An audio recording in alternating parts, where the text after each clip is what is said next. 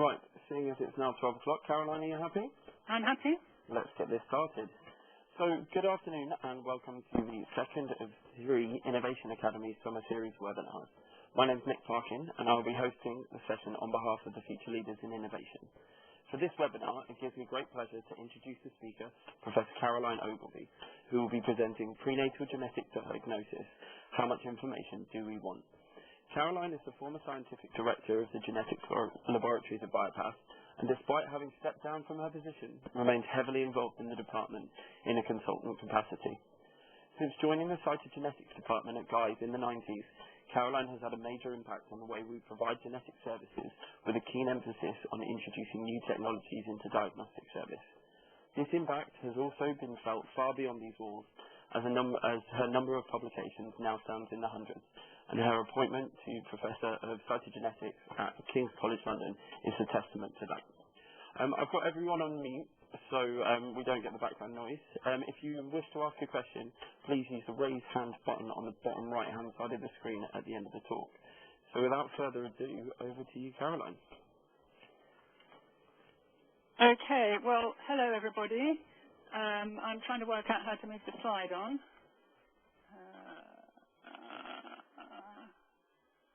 Can anybody help me with moving the slide on? If you just click on the slide, then you should be able to use your arrow keys after that.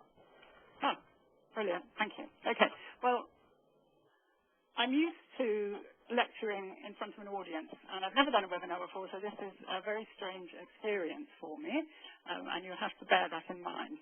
Now, I'm going to start. I understand that there may be some people accessing this presentation who don't have a genetic background themselves, so I'm going to start with a bit of basic information about genetic testing. What can we look for? Well, we can look for mutations, which is changes in the DNA sequence. We can look for copy number variants, and I'll explain that in a minute. We can look for epigenetic changes, which is changes in chemical modification of the DNA or the protein associated with the DNA without any change in sequence. And these changes affect genetic expression.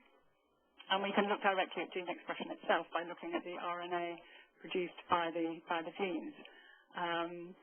So in terms of routine service diagnostics, the technology, although the technology exists for all these investigations, in routine diagnostics, it's mainly looking at mutations and copy number variants, and a small amount of diagnostic testing looking for epigenetic changes. Just to explain copy number variation, we have 2 copies of each chromosome, except for the sex chromosomes. We inherit one from our mother and one from our father. And so for any piece of DNA, the normal copy number is 2, one piece of it on one homologue of the chromosome and one on the other homologue of the chromosome. So if we consider this black stripe here on this chromosome, each homologous pair has got the same black stripe. You can have a deletion on one of the homologues to give you only one copy of that segment of DNA, or deletion on both chromosomes to give you no copies, or nullisomy. Duplications, you can duplicate that piece of material next to where it originated from, or it can go somewhere else in the genome, or somewhere else in that chromosome. So you can have 3 copies, or even 4 copies, or higher numbers of segments of DNA. What techniques are available for us to do genetic diagnosis? Well, for testing for mutations, we have a targeted sequencing by so-called Sanger sequencing, which is generally used to sequence specific genes that are linked to the patient's phenotype. So we're targeting a gene for sequencing.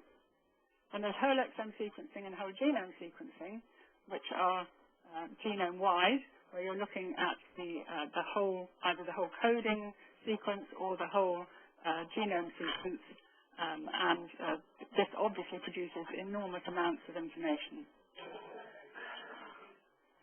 For copy number, we can do targeted testing using a couple of molecular genetic techniques called MLPA and qFTCR. I'm not going to talk about those, so I won't go into any detail, but what these do is they look at small segments of DNA, and they use to count copy number for those segments of DNA, and only a limited number can be looked at any one time. Genome-wide testing for copy number you can use karyotyping and microarray. Karyotyping is a low-resolution technique which has about a 5 megabase detection limit for imbalance, and microarrays have a much higher resolution, generally about 120 kb upwards. Considering karyotyping, this is a whole genome screen. Until recently, it was considered as the gold standard test for chromosome imbalance. It requires highly skilled and extensively trained personnel. Interpretation is subjective because it depends on the pattern recognition skills of the analyst, and it will detect genome imbalance about 5 to 10 megabases. It will detect whole chromosome aneuploidy like trisomies, trisomy 21, Down syndrome, and it will detect balanced chromosome rearrangements. And here's a very familiar picture to most of us, which is the normal male karyotype. These chromosomes have come from cultured cells, which have, the nuclei have been spread on a glass slide and then stained, and the chromosomes enzymatically digested to give a characteristic pattern, which is then stained and organized electronically into matching pairs for the analyst to look at. Array CGH is quite different. The whole DNA is digested and labeled with a fluorescent marker, and then a reference DNA is digested and labeled with a different color fluorescence marker, and they're hybridized together onto an array slide, which is a slide containing multiple probes for different loci in the genome. These probes are usually 80 base pairs long and are unique for that sequence. So when one develops these fluorescent labels, you can see that if there's an equal amount between the test material and the reference material, then you will get a yellow-colored spot. And if there's more of the test material, then you will get a red spot because there's more red than green. And if there's less material in the test material, then you get a green spot. So this way you can identify deletions and duplications. Now, there are about 60,000 genes, 60,000 probes on a typical array, and obviously that can't be analyzed by eye, so it goes through a scanner, and then dedicated software then compares the fluorescent intensities for each probe, looks at the relative intensity of green and red, and carries out a normalization. And the software then calls or reports imbalances according to the settings in the software that can be defined by the user. So the user can choose various parameters in order to customize their own test, if you like. So things like the number of consecutive probes showing imbalance, that can be changed. We normally use 3 probes for our postnatal diagnostic testing. It also looks at the quality of the probes in the region, and you can change the thresholds for this so that you can get more or less noise, if you like, in the background. When the conditions for calling are satisfied, this software then reports the imbalance to the analyst. Most centres use array platforms and analysis strategies that give an average resolution of approximately 120 kilobases for postnatal diagnostic testing. Quite often there will be more concentrated probes within regions of known importance, but across the genome, 120 kb is the usual average resolution. And if we look at this in terms of comparing, the original cytogenetic testing was done on plain stain chromosomes, which is shown on the box on the left here. It then moved to G-banded chromosomes and then on to array CGH. And a little analogy is if you had a penny lying on the pavement outside Guy's Hospital, the plain stain chromosomes will give you a resolution of the distance between London and Oxford. The G-banded chromosomes give you a resolution of the diameter of Greater London, and array CGH gives you the diameter of the Guy's campus. So you're really zooming in using this technology. Array CGH has been used a great deal in research studies, and what it's shown is that normal, what what we would consider normal, ourselves and other people functioning, living normal lives, actually carry multiple small copy number variants. And different combinations of these may contribute to the reason that we're all different from each other. So actually, there is no such thing as a normal genotype when it comes to copy number variation. And this slide is a landmark paper from Richard Reeden in 2006. These bars are all the imbalances that have been detected along all the chromosomes in normal populations. So you can see that every chromosome has regions which can be present in 2, 3 copies or 1 copy, and it doesn't give you a clinically abnormal phenotype. However, there are recurrent microdeletion and duplication loci, and these are normally submicroscopic, somewhere between 100 kb and 1,000, sometimes 3 megabases. And some of these give a recognizable syndrome because they're associated with typical phenotypic features in all populations and in all carriers. They have similar features, and they're labeled syndromes. I mean, Down syndrome is an obvious example of this. These are recurrent because of the genomic structure at the disease locus. So this structure predisposes to gene deletion or duplication by unequal recombination between so-called low copy repeats. And these are little matching motifs of sequence that lie either side of the disease locus. And this is an example. This is the Williams syndrome locus. This gene here, ELN, is responsible for many of the features of Williams syndrome. And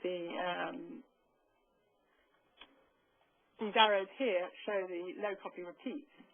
So you get these mismatching during replication, and the sequence will jump straight from here to here, missing out this middle bit, and that will give you a deletion of this locus, and the carrier of that will have Williams syndrome. There are other recurrent CNVs which don't give you a disease phenotype, but they increase susceptibility to, for instance, autism or other neurodevelopmental anomalies. And these are called susceptibility loci. And imbalances in these regions are frequently inherited. They may be detected in a child with autism, for instance, and they may be inherited from a parent who has either very mild phenotype or no obvious clinical features. This is a table showing a list of susceptibility loci on the left, the copy number in the middle, and then the penetrance on the right. And this is a study by Rosenfeld et al. In 2013. And they estimated basically the penetrance is how likely you are to find the typical features in a carrier of one of these imbalances. And you can see it's very variable. So you've got the highest one is this distal 16p1 1.2, which has a penetrance of 62.4 when that region is deleted. But here, 15q1 1.2, which is quite a common deletion, only has a penetrance of 10.4. So most of the people who carry this deletion will not actually have any of the associated features. We can categorize our postnatal array findings because this is a test that we use for children with neurodisability, with congenital abnormalities, all the things that we used to do karyotyping for in this cohort, we will now use arrays for. And we can categorize our findings. First of all is pathogenic imbalance. So this is a large imbalance or a region that contains known dosage-dependent genes. So we know that if you have the wrong number of copies of that gene, you will get an abnormal phenotype. Microdeletion syndrome loci, and regions that have been reported in the literature as pathogenic. Those would all be reported and categorized as pathogenic. Then there's susceptibility loci, as I've just talked about. The phenotype has variable penetrance, and the affected child may have inherited the imbalance from a normal parent. Quite a lot of our findings are completely unknown significance. So there's no obvious gene in there that's causing a problem, but it's never been reported in the literature. But it's got a sufficient number of genes in there that we consider that it's definitely worth reporting, but we can't interpret it. And then there are population polymorphisms, and these are imbalances which have previously been reported in multiple normal individuals. So, I beg your pardon, incidental findings as well, such as BRCA1 deletions, and these are quite tricky to deal with. So which of these different categories do we want to find in a prenatal sample? Well, let's go back to why do we test prenatal samples?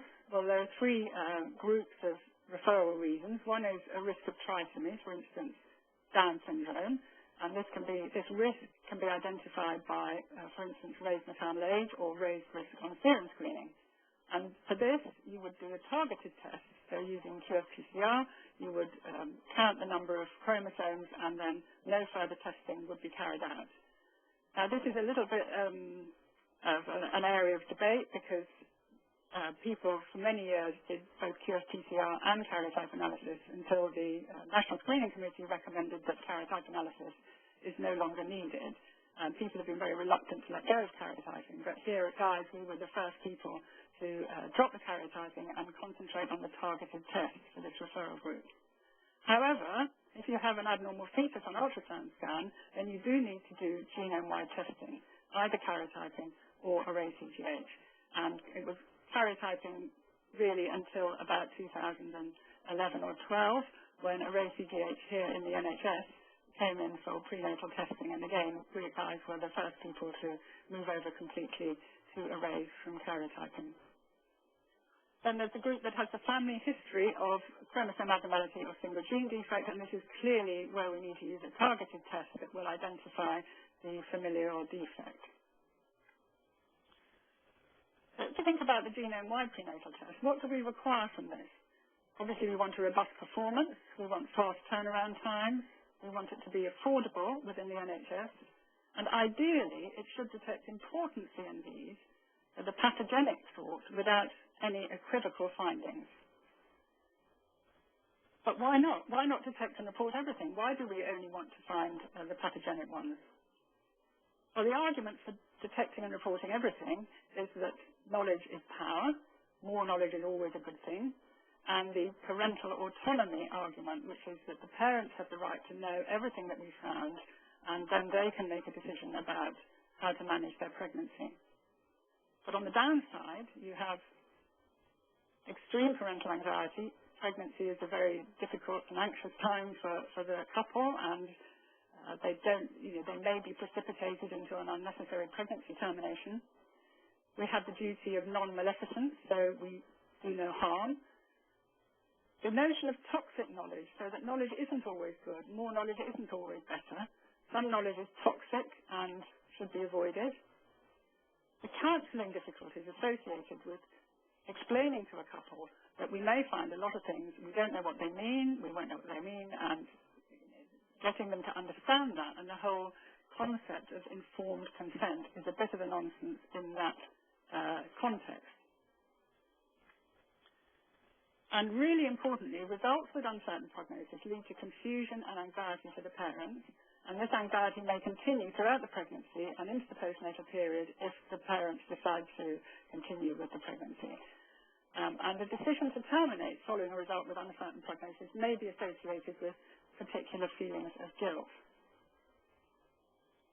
And this is just to show that in terms of the size of the imbalances that we detect, this is from our postnatal studies, so that 2.5 megabases here, imbalances, about 50% of those are actually inherited from parents who are normal. So if we're going to use 120 kV resolution for our prenatal arrays, we're going to detect all these imbalances, smaller imbalances, many of which will be inherited. And following those up, getting the parental status, interpreting them is time-consuming, generating anxiety for the parents, and it's costly. So we have to consider whether really we want to detect all these small things, and whether if we do detect them, we should report them. So if we can compare array-CGH and karyotyping in terms of what we require from a prenatal test, then really array-CGH ticks all the boxes except one, which is that we are going to detect all these findings of unknown significance, and with no clear phenotypic consequences for the fetus. Otherwise, it performs better than karyotyping, as you can see from this from this table. So if you are detecting, if you decide to go down the route of looking at everything, detecting everything, and then deciding whether you're going to report it or not based on whether the region is important enough to report, then that's a difficult thing to do because the lab can decide. Different models are being proposed. There's a discussion between the lab and the clinician. So every case, the laboratory scientists and the clinicians sit down together and decide whether to report these imbalances. And a study called EACH, which started in 2011, a funded study looking at comparing karyotyping and arrays. This study closed in June last year, and the results haven't been reported yet, but the preliminary recommendations are that there should be a committee and that people should send a national central committee and that people should send their imbalances to this committee for a decision on whether or not they should be reported. And you can imagine what the reporting time consequences are for that. The Royal College of Pathology has recently issued some recommendations, and the ACGS best practice guidelines are being drawn up. The Viapath recommendations are that everything should be looked at and a decision should be made about what should be reported. And they mention the possibility of a committee in these recommendations. The ACGS best practice guidelines haven't come out yet. However, our philosophy at Guy's is to minimize parental anxiety and difficult decisions by reporting only imbalances of known serious clinical significance. This is obviously in the prenatal context. This will maximize efficiency, minimize costs and reporting times, and it avoids potential litigation. So if you found an imbalance and you've decided not to report it, and the baby is born and is abnormal, and that abnormality is linked to this imbalance, which you didn't know about at the time, then there's potential legal consequences. So we want to avoid all that. So our strategy is to use a postnatal array platform, which means that all our arrays can go through the same pipeline as the postnatal arrays, so that's much more efficient. We use the 3-probe cutoff, but so that would give us about 120 kb resolution across the genome, but we add a custom software module so that the software only calls previously selected clinically important regions and other imbalances that are greater than the predefined cutoff size, which is currently we're using 3 megabases. And the list of regions to be called was agreed between the clinical scientists and the geneticists before we started the service. That means that all the calls have clear prognostic information and there is no decision about what to report. The results to date, we've done approximately 1,000 prenatal samples. Obviously, none of the ones that have straightforward aneuploidy because they would already have been excluded by qPCR. So we have about 8% of the samples that we test by arrays are abnormal, and our average reporting time is 10 days. And this 8% is very close to what other people are detecting using much more complex and detailed analysis strategies and reporting strategies. And for abnormal results, we always confirm sample identity before we report the results. So the question we have to ask is, are we using the right size cutoff? Have we missed any important imbalances? And how many CNVs of uncertain significance would we have reported if we'd used a different cutoff? So to answer these questions, we anonymized a subset of our array traces, then analyzed them with a full postnatal analysis. And as you can see here, we reanalyzed 441. We found 90 additional findings. And if we're considering the size cutoff of 3 megabases and maybe reducing that, we found 7 findings in that 1 to 3 megabase window. And there was only 1 finding that was possibly of clinical significance. This shows those imbalances between 1 and 3 megabases, and generally we would not have wanted to report them because they're either gene pool, very unlikely to be of clinical significance. The only one that was of concern was this one, which was a deletion on the long arm chromosome 2 including the gene PAX3. And PAX3 deletion is associated with Waardenburg syndrome, And Waardenburg syndrome is a developmental anomaly which gives rise to hearing loss and pigmentary abnormalities such as heterochromia and white forelock, but no cognitive problems and some slight dysmorphism. And what happened with this was that obviously this was in an anonymized cohort, but while we were doing this anonymization, a baby came in, had been born with dysmorphic features and came in, and we did an array, a full array, as we would do on a baby, and found that this baby had this PAX3 deletion. And we realized then that this was the pregnancy that we had tested and found this deletion in. So that was obviously a bit of a worry because the baby had been identified as having dysmorphic features. When we followed up with trying to get more information, we discovered that the baby had had a hearing test and there was nothing wrong with its hearing, and apart from the dysmorphism, it was normal and continued to develop normally. So I think that would have been really difficult for the parents if they had known about that prenatally, because they would have been faced with a very difficult decision. Are we going to terminate this pregnancy because this baby is going to may have deafness, or are we going to continue? And these are the kind of difficult decisions that we're really anxious to avoid. I'm conscious of the fact that I'm running out of time.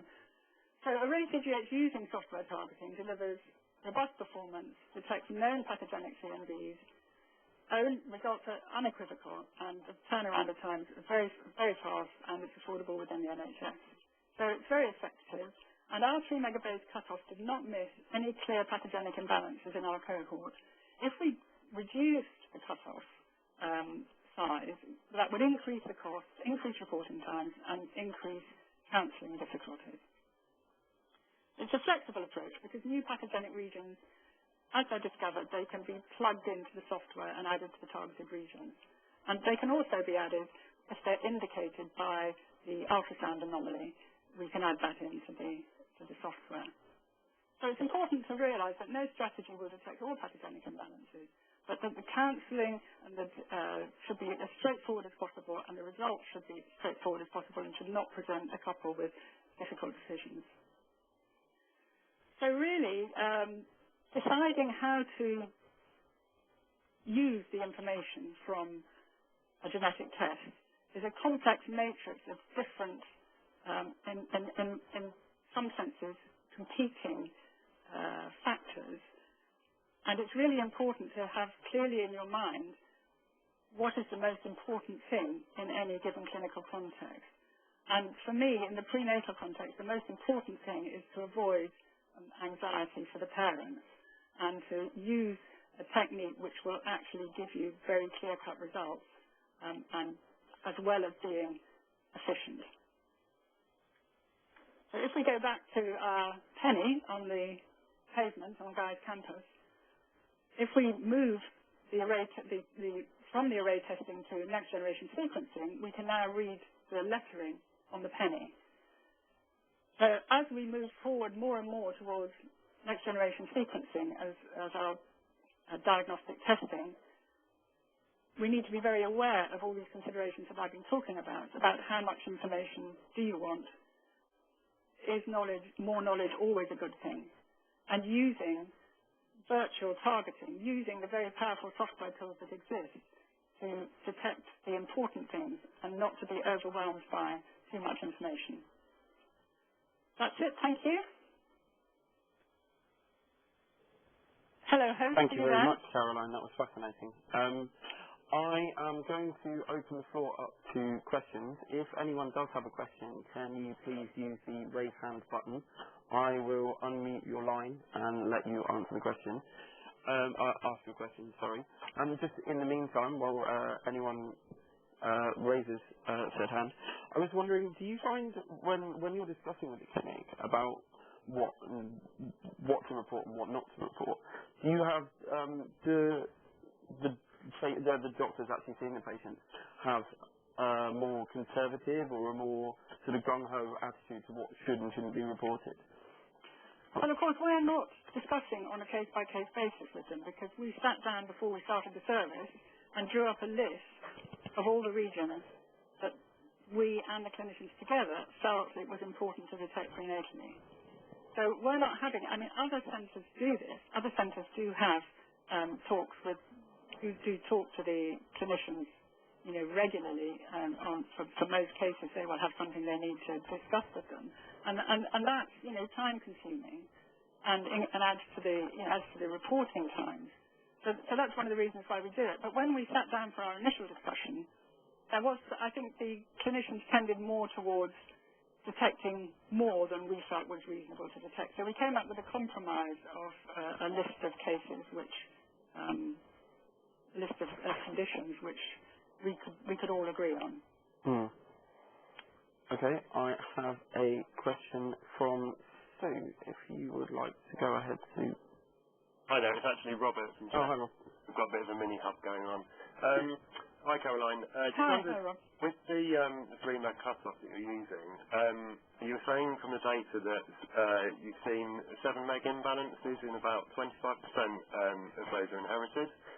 So with the prenatals, if you found a 7 meg imbalance, obviously there's a chance it may be in one of the parents. What would you do in that situation? I'm not sure that I said 7, but let's take that example. If you had a 7 megabase imbalance, you would definitely report it and you would get parents. And it's very unlikely at 7 megabases that that's going to be inherited. I think the cutoff, the cutoff was, I mean, you know, Rob, you wouldn't expect a 7 megabase imbalance to be without phenotypic effect. So at the very least, you would expect a parent carrying it to have some clinical features. Sure, yeah, okay.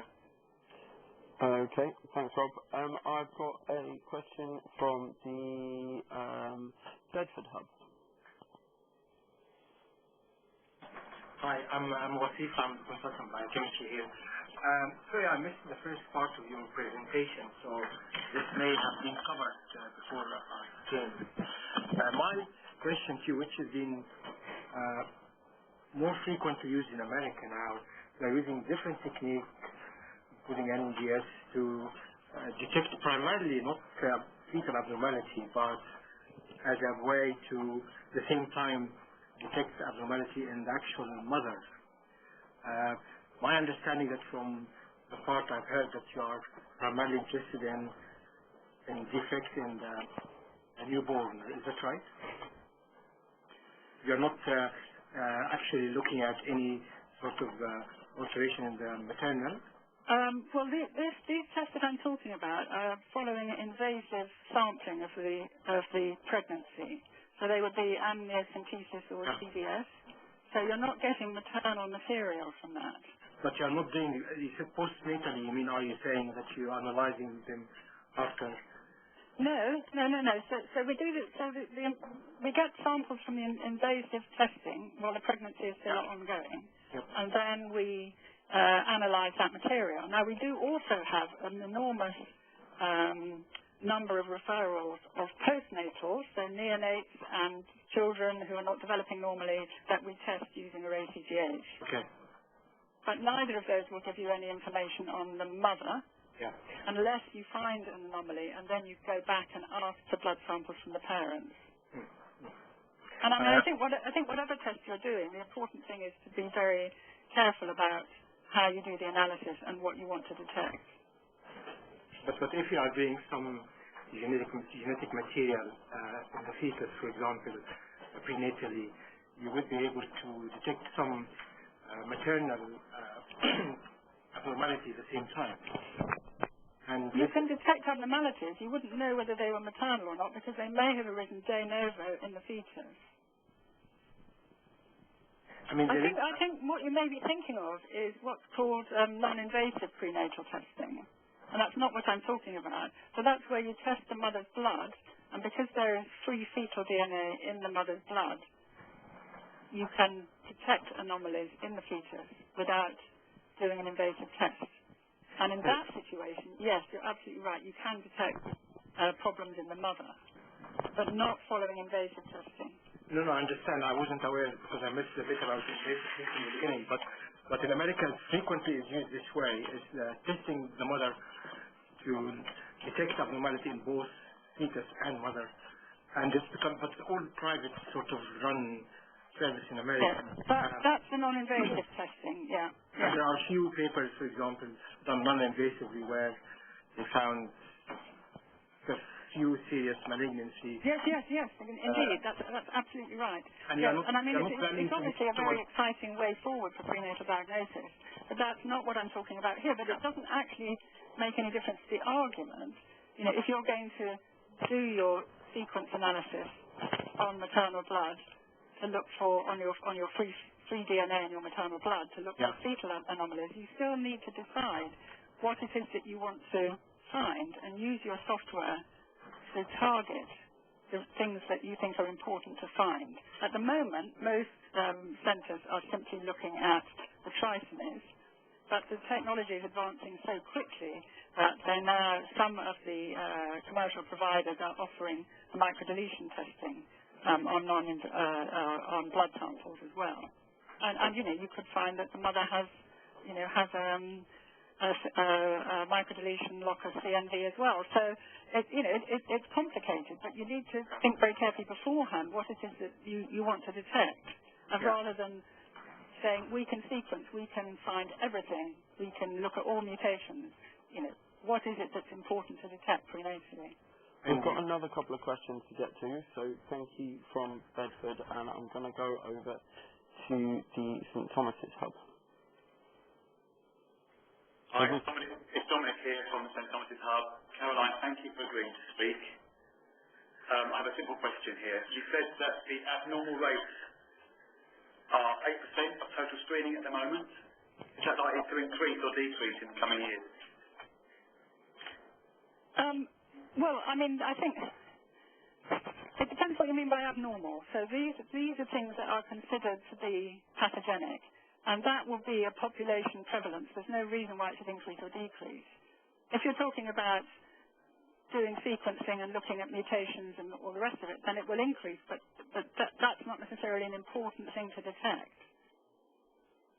I mean, you know, if you go down to the sequence level, if you look for all sequence and all CNVs, you know, you will detect anomalies in every pregnancy.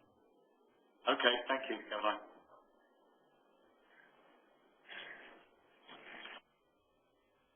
Sorry, I muted my own line there.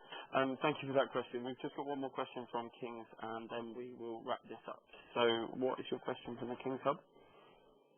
Hi, Caroline. Hi, Nick. It's Barnaby from King's. Hi, Barnaby. Hi. I have a kind of a devil's advocate question, really. You've introduced a 3 megabase cutoff in your analysis, really to streamline your analysis and give a fit-for-purpose clinical service. Moving over to an NGS assay, you're going to end up with more information. Will you just be ending up restricting the NGS data analysis in a similar way and delivering a very similar service, or do you think you'll get more from an NGS assay? Well, we obviously could get more. We could get more from our current assay, and we could get more from NGS. And I think this is why it's really important that we need a kind of national discussion about what is the appropriate information that we need to get for prenatal testing. And that discussion isn't happening because people are doing this business of looking at everything and then making local decisions about what they're going to do or sending it to a committee. You know, we need something that will deliver that as you say, fit-for-purpose service and is affordable. And that, you know, that needs a lot of discussion and consideration. How much information do we want? With NGS, we could get a lot more information, but is that going to be clinically useful, and is it going to be ethical to actually interrogate that prenatally? Thank you very much, Barnaby. That was a great question. And so to wrap up, I'd like to say many thank yous to Caroline for speaking. That was a great talk. And thank you everyone else for joining us. The final webinar of this series is on a week today, so Thursday the 16th of July at 2 p.m, and that will be Professor Beverly Hunt speaking. So if you could join us for that, that would be excellent. And if not, thank you very much.